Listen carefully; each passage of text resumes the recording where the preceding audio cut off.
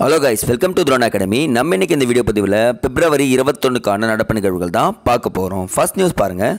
மண் வளம் காக்க புதிய திட்டம் அப்படின்னு சொல்லிட்டு அறிவிச்சிருக்காங்க.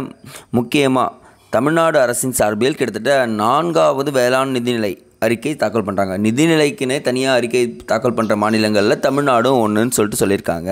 ஒரு திட்டம் அறிவிச்சிருக்காங்க பாருங்கள். முதலமைச்சரின் மண்ணுயிர் காத்து மண்ணுயிர் காப்போம் அப்படின்ற ஒரு திட்டம். அப்படின்னா மண் என்பது உலகத்தில் வாழும் உயிரினம் என பொருள்படும் சொல்லிட்டு சொல்லியிருக்காங்க. இந்த திட்டத்தின் மூலமாக ஒரே ஒரு விஷயம் தாங்க பண்ணுவாங்க. கிட்டத்தட்ட வருவாய் தரக்கூடிய 15,000 இங்கே கொடுத்துருக்காங்க பாருங்கள். 15,280 கிராமங்களை செலக்ட் பண்ணி அதுலேருந்து ஒரு கிராமத்தை செலக்ட் பண்ணுவாங்க.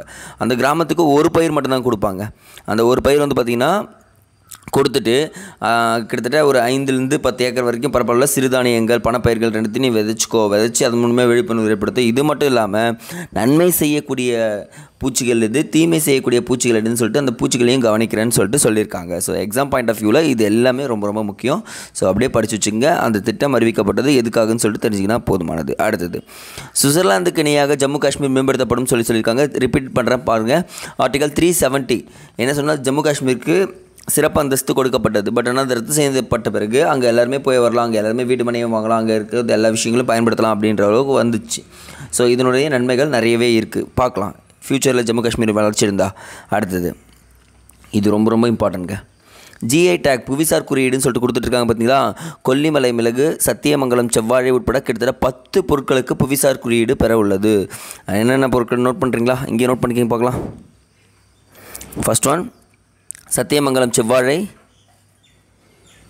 ஈரோடு மாவட்டம், கொல்லிமலை மிளகு நாமக்கல் மாவட்டம், மீனம்பூர் ஜீரக சம்பா ராணிப்பேட்டை மாவட்டம், ஐயம்பாளையம் நெட்டை தென்னை திண்டுக்கல், உரகம்புலி கிருஷ்ணகிரி, புவனகிரி மதி பாகற்காய் கடலூர்,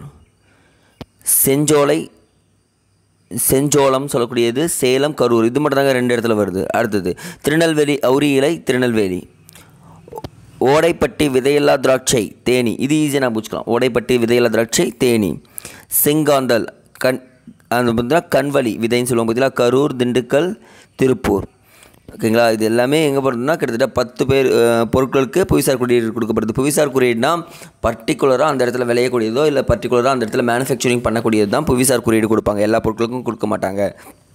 உங்களுக்கான கமெண்ட் செக்ஷனில் ஃபஸ்ட்டு கொஸ்டின் என்னென்னு பார்த்தீங்கன்னா, 2023 வரை இந்தியாவில் முக்கியமாக தமிழ்நாட்டில் எத்தனை பொருட்களுக்கு புவிசார் குறியீடு கொடுக்கப்பட்டுள்ளதுன்னு சொல்லிட்டு ஃபஸ்ட் கொஸ்டினில் பண்ணுங்கள். அடுத்தது, முக்கணிகளுக்கு மேம்படுத்த சிறப்பு திட்டம் சொல்லியிருக்காங்க. மா பலா வாழைன்னு சொல்லுவாங்க பார்த்தீங்களா, அதை பற்றி சொல்லியிருக்காங்க. பட் ஆனால் நமக்கு ஜஸ்ட் தெரிஞ்சுக்கிட்டால் மட்டும் போதும்.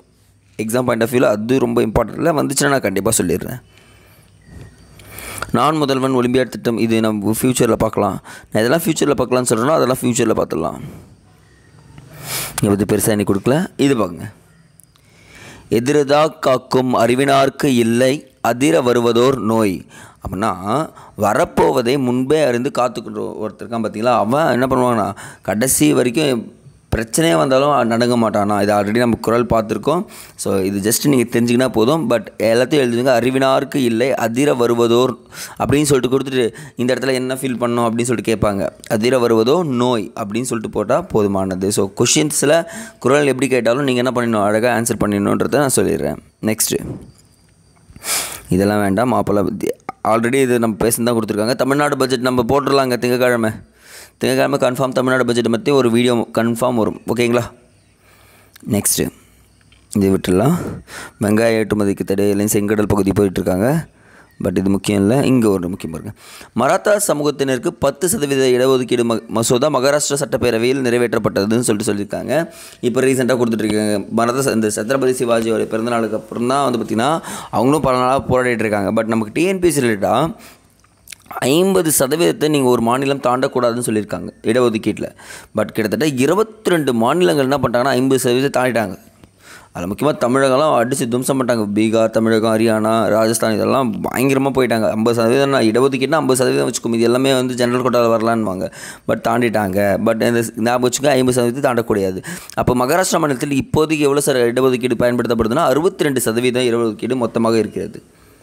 கமெண்ட் செக்ஷனில் செகண்ட் கொஷின், தமிழ்நாடு எத்தனை சதவீத இடஒதுக்கீடை வைத்துள்ளது அப்படின்றத கமெண்ட் செக்ஷனில் கமெண்ட் பண்ணுங்கள். சரிங்களா. செகண்ட் கொஷின் 2 கொஷின் சொல்லியிருக்கேன். கொஷின் கேட்டுகிட்டே இருப்பேன் இன்றைக்கி ஃபுல்லாக. அடுத்த டாபிக் நாக் அவுட். இது வேண்டாம். இங்கே ஒரு நியூஸ் இருக்குங்க, அதுவும் இருக்குது பாருங்கள். சிங்கப்பூரில் தொடங்கியது ஆசியாவின் மிகப்பெரிய விமான கண்காட்சி. அப்போது ஆசியாவின் மிகப்பெரிய விமான கண்காட்சி இந்த ஆண்டு எங்கே நடைபெற்றதுன்னு கேட்டாங்கன்னா கிட்டத்தட்ட சிங்கப்பூர்லன்னு சொல்லுங்கள். கிட்டத்தட்ட 50 மேற்பட்ட நாடுகள் கலந்து கொண்டிருக்காங்க. பார்க்கலாம். இதை பற்றி நாளைக்கு நியூஸ் பெருசாகவே இருக்கும். ஸோ அதை பற்றி நம்ம எக்ஸ்பிளைன் பண்ணலாம். நெக்ஸ்ட்டு இந்த இடத்துல களக்காடு முண்டந்துறை புலிகள் காப்பகத்தில் வனவிலங்கு கணக்கெடுப்புன்னு சொல்லியிருக்காங்க. நமக்கு டிஎன்பிசி ரிலேட்டடாக களக்காடு முண்டந்துறை காப்பகம் எந்த மாவட்டத்தில் அமைந்திருக்குன்னு சொல்லிட்டு கேட்பாங்க. திருநெல்வேலி மாவட்டத்தில் அமைந்திருக்குன்னு சொல்லிட்டு சொன்னால் போதும். ஓகேங்களா? இதை பற்றியும் நாளைக்கு நிறைய நியூஸ் இருக்கும். ஸோ இதை பற்றி நம்ம என்ன பண்ணிடலாம், பார்த்துடலாம். சரிங்களா? இன்றைக்கி கேட்ட 2 கொஷின்ஸ்க்கு கமெண்ட் செக்ஷனில் மறக்காமல் கமெண்ட் பண்ணுறேங்க. அடுத்த வீடியோ பதில் சந்திக்கலாம். நன்றி.